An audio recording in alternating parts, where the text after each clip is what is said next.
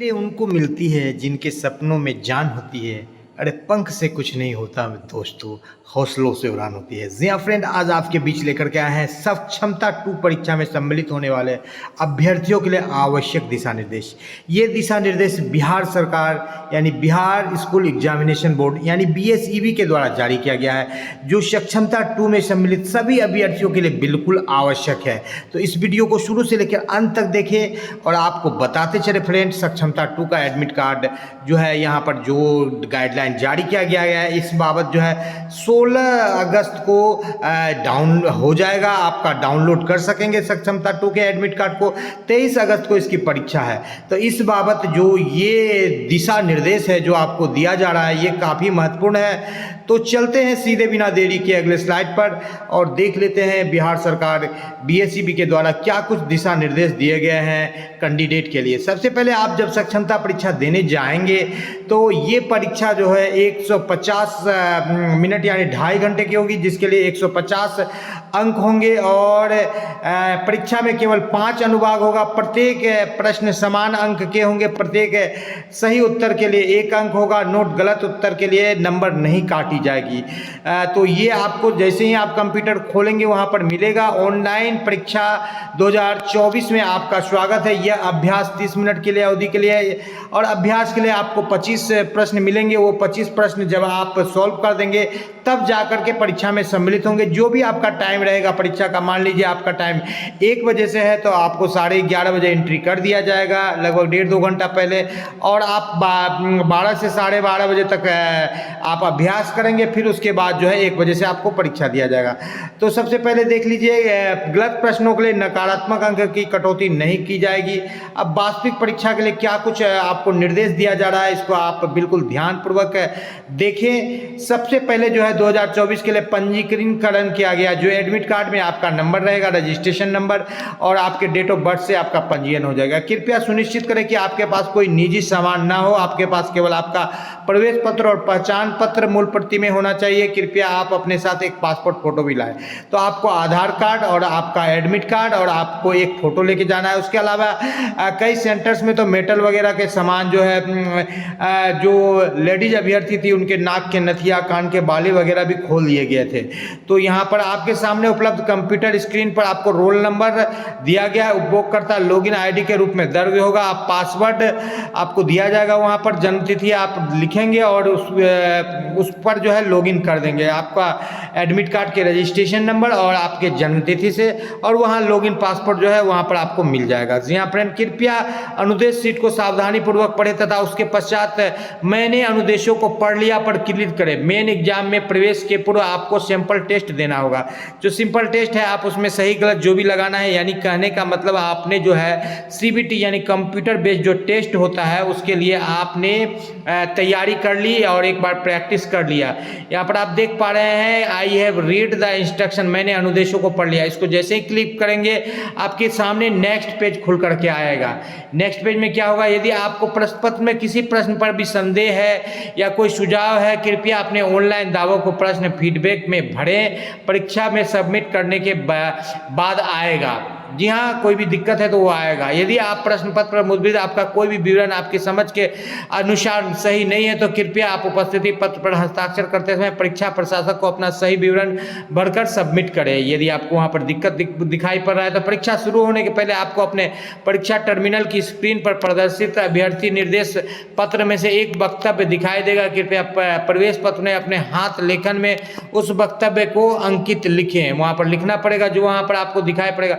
ध्यान दें कि नीचे सूचीबद्ध वस्तुओं को परीक्षा केंद्र के अंदर लाना सख्त मना है। मोबाइल फोन, माइक्रोफोन, घड़ी, ईयरफोन, ब्लूटूथ डिवाइस, किसी अन्य प्रकार के जो नहीं है, इलेक्ट्रॉनिक कैलकुलेटर वगैरह सब कागज पत्र यानी जिससे आप चीटिंग कर सकते हैं, उन सब चीज़ों को आप नहीं ला सकते हैं। जी हाँ फ्रेंड, यदि परीक्षा के दौरान लॉगिन करते समय आपको किसी तरह की तकनीकी समस्या का सामना करना पड़ता है तो कृपया इस समस्या का हल तुरंत आपके निरीक्षक से संपर्क करें। आपसे आग्रह किया जाता है कि तारों और केबल्स को छूने से बचें, क्योंकि इससे आपका कंप्यूटर बंद हो सकता है। कई सारे कंप्यूटर आपको लगे हुए रहेंगे और वहाँ पर आपको बचना है तारों से, कंप्यूटर से। परीक्षा के दौरान किसी तकनीकी समस्या के सामना आपको वहाँ जो रहेंगे वो कर देंगे। 150 मिनट की आपकी परीक्षा होगी और इसमें 100 50 अंक का आपको परीक्षा देना होगा।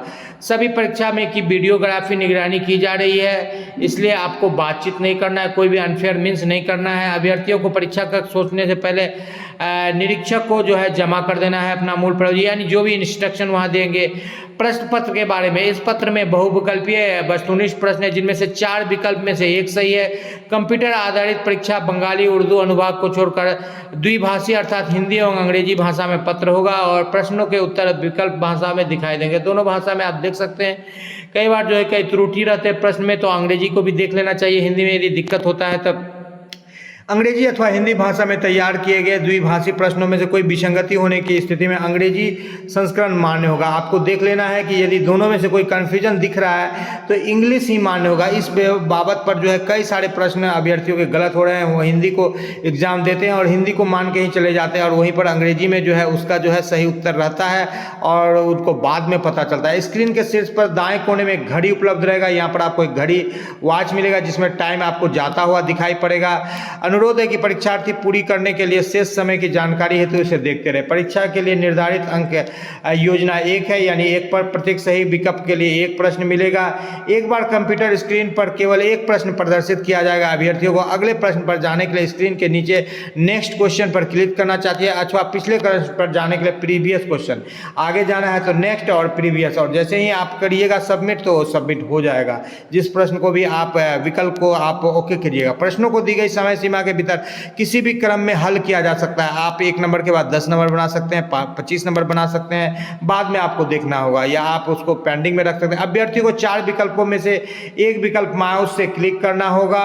यदि अभ्यर्थी प्रश्न का उत्तर नहीं देना चाहता है तो उसको छोड़ करके आगे बढ़ सकता है। फिर उसके बाद आई हैव रीड इंस्ट्रक्शन, मैंने अनुदेशों को पढ़ लिया, प्रश्नों को खाली छोड़ सकता है। अभ्यर्थी यदि चाहता है कि विकल्प का चयन किसी प्रश्न को बदल सकता है। यदि अभ्यर्थी का प्रश्न नहीं देना चाहता है, प्रश्न के सामने इरेज को क्लिक कर उत्तर को अपचयित करता है। तो ये आपका सीबीटी में एक यही फायदा है कि आपने किसी प्रश्न का उत्तर दिया, बाद में आपको ऐसा लगता है कि वो प्रश्न का उत्तर आपने सही नहीं दिया है, उसका उत्तर बी नहीं सी होना चाहिए, तो आप इरेज करके आप सी कर सकते हैं। यही एक सीबीटी में ये फायदा है जिसका आपको बेनिफिट भी मिलता है। कई बार जो है लोग चेंज करते हैं तो सही भी होते हैं, कई बार गलत भी हो जाते हैं। प्रश्नों के आगे पीछे अभ्यर्थियों को नेक्स्ट क्वेश्चन, प्रीवियस क्वेश्चन जा सकते हैं। अटेम्प्ट एंड नोट अटेम्प्ट की स्थिति में प्रदर्शित किया जाएगा। वहां पर दिखाई पड़ेगा कि किस क्वेश्चन को आपने अटेम्प्ट किया है और किसको अब तक नहीं किया है। जो नोट अटेम्प्टेड रहेगा उस पर क्लिक करके आप देख पाइएगा। जैसे आधा बना लिया तो उसके बाद देख लेंगे। किसी को मैथ अच्छा लगता है तो मैथ पहले बना लिया, या मैथ बाद में बना रहा है तो उसको छूटा हुआ मिलेगा। नेक्स्ट क्वेश्चन और प्रीवियस क्वेश्चन पर जाके आप पीछे और आगे जा सकते हैं। नेक्स्ट क्वेश्चन से आप आगे जाइएगा, प्रीवियस से पीछे जाएगा। अभ्यर्थियों के पास स्क्रीन के निचले हिस्से में उपलब्ध टेक बटन पर क्लिक करके क्लिक प्रश्न को बुकमार्क करने का विकल्प है। अगर वे बाद में उसकी समीक्षा करने की इच्छा रखते हैं, एक विशेष प्रश्न मौजूद बुकमार्क को टेक पर क्लिक करके हटाया जा सकता है। टेक कर दीजिएगा तो वो नीचे रहेगा, उसको छोड़िए, टेक कीजिएगा तो वो फिर आपको प्रदर्शित हो जाएगा। अच्छा, स्क्रीन के दाईं ओर प्रश्न पैलेट में प्रत्येक संख्यांकित प्रश्न की निम्नलिखित दिखाई पड़ेगी। ग्रीन आपने उत्तर दे दिया है, पीला आपने उत्तर नहीं दिया और समीक्षा के लिए चिन्हित है, और नीला आपने उत्तर दिया है लेकिन समीक्षा के लिए चिन्हित किया गया है। यहाँ पर पीला में चिन्हित नहीं किया गया है और ये चिन्हित किया गया है। प्रश्न का उत्तर नहीं दिया गया है, व्हाइट रहता है तो नहीं दिया गया है। इस तरह से आप जो है देख पाइएगा कितना प्रश्न का उत्तर आपने दिया गया। जिन प्रश्नों का उत्तर दिया गया है और समीक्षा के लिए चिन्हित किया गया, उन प्रश्नों को केवल तभी तक उत्तर दिया जा सकता है माना जाएगा जब तक कि अभ्यर्थी चयनित विकल्प को इरेज नहीं करता है। यानी इरेज करके आप दूसरा नहीं क्लिक करेंगे तब तक वो वैलिड नहीं होगा। परीक्षा की अवधि पूरा होने के बाद प्रीव्यू सबमिट पर क्लिक नहीं करना है। कंप्यूटर उनका परीक्षण कंप्यूटर द्वारा स्वचालित रूप में सबमिट कर दिया जाएगा। खुद ब खुद जो है कंप्यूटर आपका टाइम पूरेगा और खुद वो सबमिट कर देगा। 2.5 घंटा पूरा होने पर आपको सबमिट बटन पर क्लिक किए तो भी बढ़िया, नहीं किए तो भी आपका वो सारा का सारा चला जाएगा। इस तरह से आपने देखा फ्रेंड कि आपका जो है सीबीटी बेस्ड जो है परीक्षा के लिए जो है आपको बिल्कुल आधे घंटे का पहले जो है आपको यहाँ पर जो है एक डेमो मिलेगा, और डेमो में करने के बाद आपका रजिस्ट्रेशन करना है। आपके डेट ऑफ बर्थ से, पासवर्ड से, आपको एक आधार कार्ड और एक आप पासवर्ड साइज फोटो लेके जाना, और कोई भी मेटल्स वाले इंस्ट्रूमेंट या मेटल्स वाले कोई चेन वगैरह पहन के नहीं जाना है, वहाँ पर दिक्कत होता है कंप्यूटर में।